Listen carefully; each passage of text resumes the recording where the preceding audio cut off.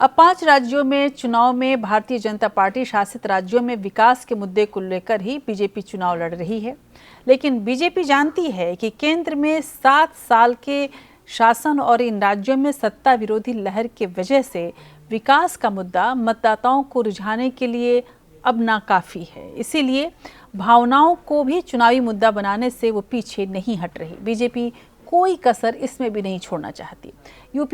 UP में अगर हम अयोध्या में राम मंदिर निर्माण की बात करें, काशी कॉरिडोर के बाद मथुरा में कृष्ण जन्मभूमि मुक्ति आंदोलन को भी भुनाने की तैयारी शुरू हो चुकी है।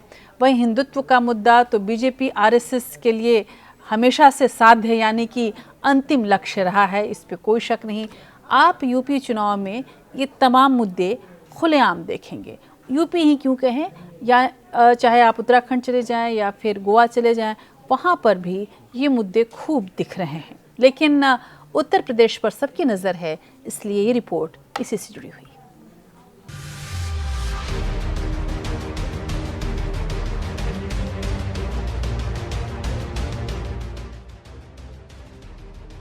चाहे इंदिरा गांधी का मशहूर गरीबी हटाओ का नारा हो या पाकिस्तान को तोड़कर बांग्लादेश मुक्त बनाने का मुद्दा, कांग्रेस ने हमेशा से जनभावनाओं के बल पर चुनाव जीता। हालांकि इंदिरा गांधी की जननीतियों का काफी विरोध हुआ और बहुत सी योजनाओं के जमीन पर अमल में भी कमियां रहीं।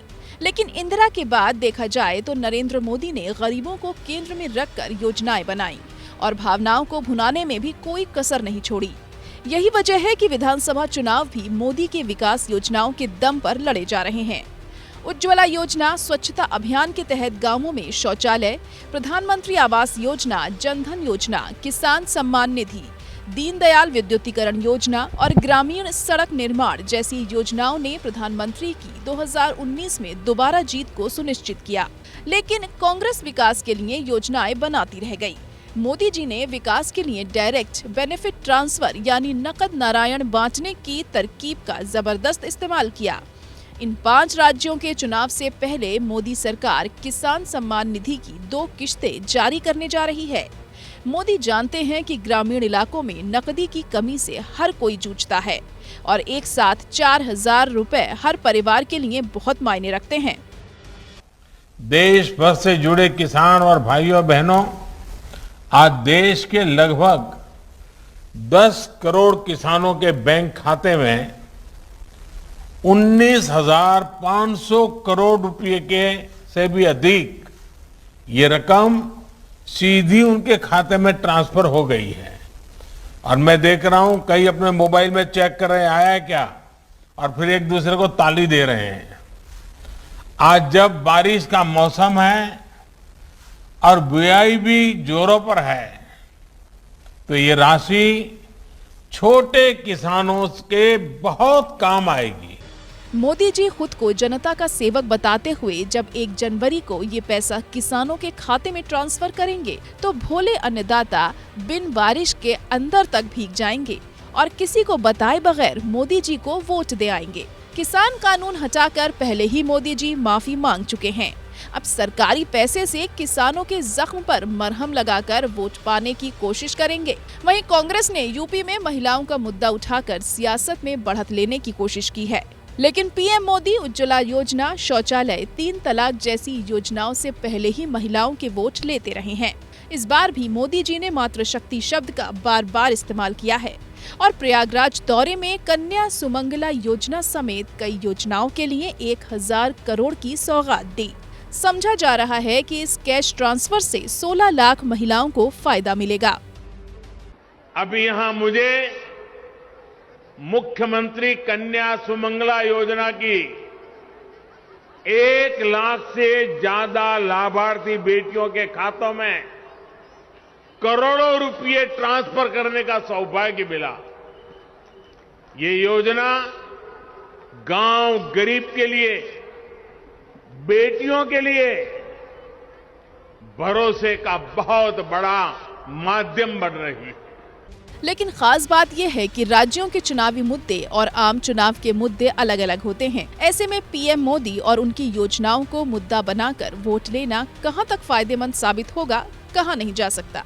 वहीं युवाओं को लुभाने के लिए स्टोरी लिखे जाने के वक्त यूपी में मुख्यमंत्री योगी आदित्यनाथ 1 लाख युवाओं को स्मार्टफोन और टैबलेट बांट रहे हैं। योगी सरकार 1 करोड़ युवाओं को ये तोहफा देगी। हालांकि इस सौगात का चुनावी मुद्दों से कोई लेना देना नहीं, लेकिन ये तय है कि किसी भी मुद्दे पर सरकारी इमदाद हावी रहती है, क्योंकि निश्चल सरल भारतीय जनता इसे हक के बजाय खैरात मानकर एहसानमंद रहती है। इससे पहले राज्य के लाखों कर्मचारियों को महंगाई भत्ता बढ़ाकर योगी सरकार ने सौगात दी। हालांकि जिस दर से महंगाई बढ़ी है, उसे देखते हुए ये कोशिश ऊंट के मुंह में जीरे से ज्यादा नहीं है।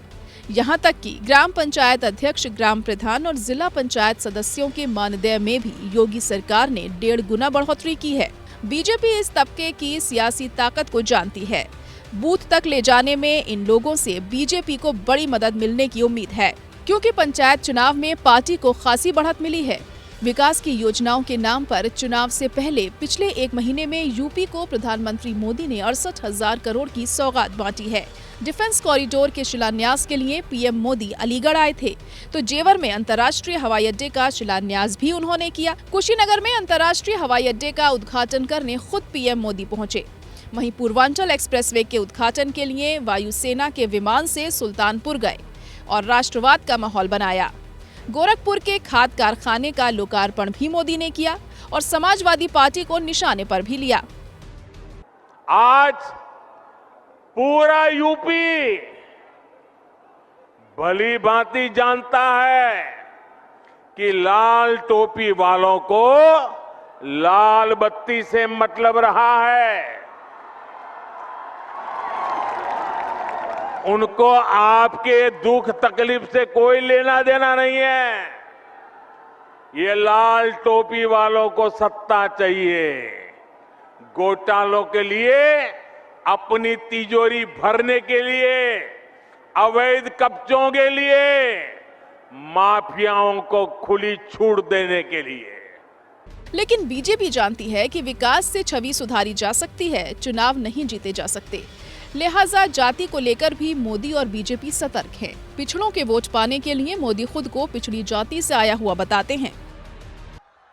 मोदी किस जात का है? पिछले चुनाव में तो बोल दिया था नीच जात का है, लेकिन आप कहते हैं जरा मोदी बताओ किस जात का है।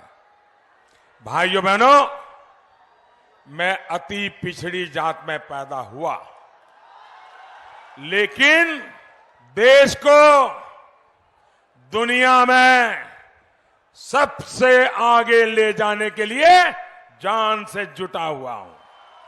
यूपी में सवर्णों के करीब 39 जातियों की पहचान की गई है, जिन्हें पिछड़ी जातियों में शामिल किया जाना है।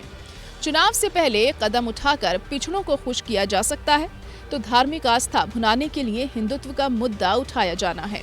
खुद उप मुख्यमंत्री केशव प्रसाद मौर्य मथुरा का मुद्दा उठाते रहे हैं। फिलहाल तो अयोध्या और काशी कॉरिडोर निर्माण का मुद्दा उठाया जा रहा है, लेकिन जैसे जैसे चुनावी बुखार बढ़ेगा, मथुरा मंदिर के साथ हिंदू मुसलमान का मुद्दा गरमा दिया जाएगा।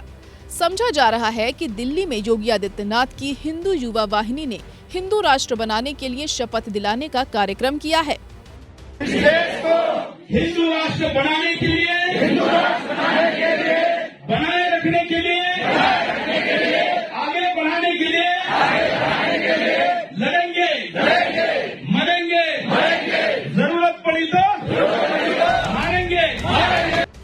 हरिद्वार में तो भगवा पहनने वाले साधु संतों की मौजूदगी में हिंदू राष्ट्र के लिए देश के खिलाफ जंग छेड़ने तक का आह्वान किया गया, तो पूर्व प्रधानमंत्री मनमोहन सिंह के सीने में 6 गोलियां उतारने की बात तक कही गई।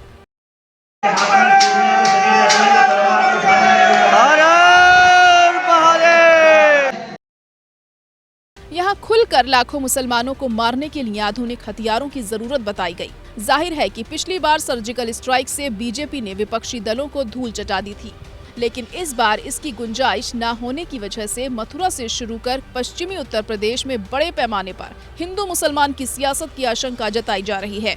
इससे किसान एकता भी टूटेगी और पूरे प्रदेश में हिंदू ध्रुवीकरण का फायदा मिलेगा।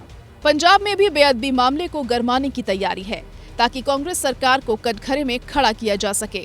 ऐसे में महंगाई, बेरोजगारी और कानून व्यवस्था जैसे जरूरी सवालों से जनता का ध्यान भटकाया जा सकता है। बीजेपी ने आज तक किसी भी राजनीतिक दल को लगातार 2 बार सत्ता नहीं दी है।